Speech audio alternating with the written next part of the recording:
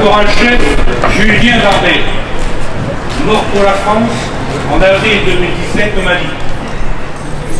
Chef d'escadron Clémence Frison-Roche, mort pour la France au Mali en novembre 2019. Première place, Quentin Pochet, mort pour la France au Mali en décembre 2020. Sergent-chef Maxime Blasco, tombé au Mali en septembre 2021. Brigadier-chef Alexandre Martin, mort pour la France en janvier 2002. Sergent Yvonne Huynh, tombé pour la France en janvier 2021. Vous êtes soldats en OPEX, parmi les centaines d'autres héros, soldats morts pour la France ou blessés, particulièrement en Afghanistan, au Mali et auparavant au Tchad, au Liban, en Syrie. Vous êtes ceux que nous honorons aujourd'hui au cours de cette marche de la fierté française. Soldats en opération extérieure, vous êtes les magnifiques successeurs des soldats oubliés de la campagne de France de mai et juin 1940, qui ont connu 100 000 tués face à la Wehrmacht, alors invincible. Vous êtes les magnifiques successeurs des soldats de la Libération, des généraux Leclerc et Delatte de Tassigny. Vous êtes les magnifiques successeurs des soldats de l'ombre, du peuple de la nuit, de la résistance. Vous êtes les magnifiques successeurs des soldats oubliés du bataillon Montclar de Corée. Vous êtes les magnifiques successeurs des soldats oubliés d'Indochine. Vous êtes les magnifiques successeurs des soldats d'Algérie, personnels actifs, soldats du contingent, rappelés, réservistes et leurs frères d'armes, les harkis.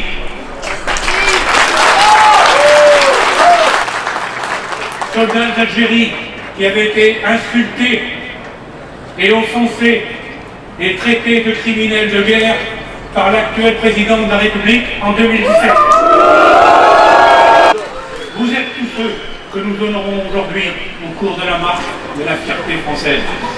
La fierté française, il est grand temps de s'en préoccuper, il est grand temps de la défendre, il est grand temps de se sacrifier pour elle, car la France est placée aujourd'hui dans la même situation tragique qu'elle a traversée dans son histoire de 1933 à 1940. Cette situation présente trois causes dont les effets délétères se cumulent. Tout d'abord, depuis des décennies, des présidents de la République et des gouvernements successifs qui privilégient, par leur attitude, veulent leur reniement, leurs atermoiements, le déni de notre histoire et son corollaire, la repentance érigée en principe d'État, qui privilégie donc la voie du déshonneur à celle de la guerre.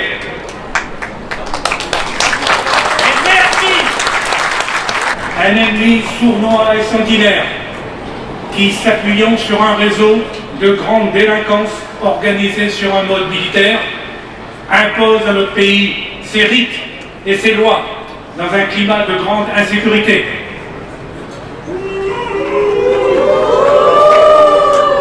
Une population profondément divisée et meurtrie, dont l'esprit patriotique s'étiole. Et au bout du compte, la France subit à la fois le déshonneur et la guerre sur son territoire et à l'extérieur, principalement en Afrique. Le général de Villiers écrivait dans son dernier livre en 2020 « Il faut réparer la France ». Cette nécessaire réparation passe à nos yeux par une défense nationale puissante et crédible, qui ne soit plus la variable d'ajustement à la baisse du budget national en dérive. Car depuis 30 ans, les chefs d'état-major des armées, les chefs d'état-major de l'armée de terre, de l'armée de l'air, de la marine, les directeurs généraux de la gendarmerie nationale, timorés, et subissant les ordres des technocrates de la dictature du ministère des Finances de Bercy,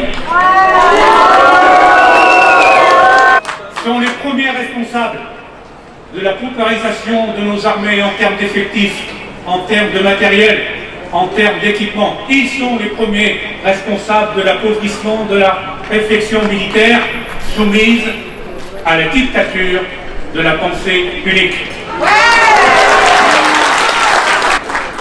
Cette nécessaire réparation est due également à nos anciens combattants et à nos blessés en OPEX et au cours des opérations Sentinelle, qui forment une population silencieuse, particulièrement méritante, mais continuellement délaissée, voire méprisée.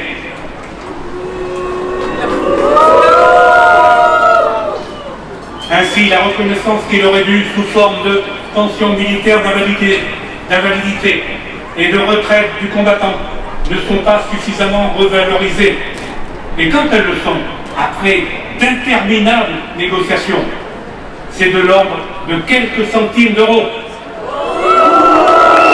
Car la volonté politique, c'est de gagner du temps, c'est de compter sur la diminution des effectifs, c'est de renier année après année sur le misérable et indigne budget alloué.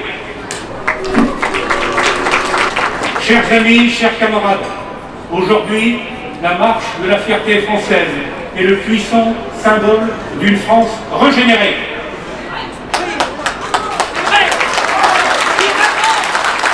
Une France fière de son histoire, une France fière de sa culture, une France fière de sa grandeur, et des Français fiers de la France.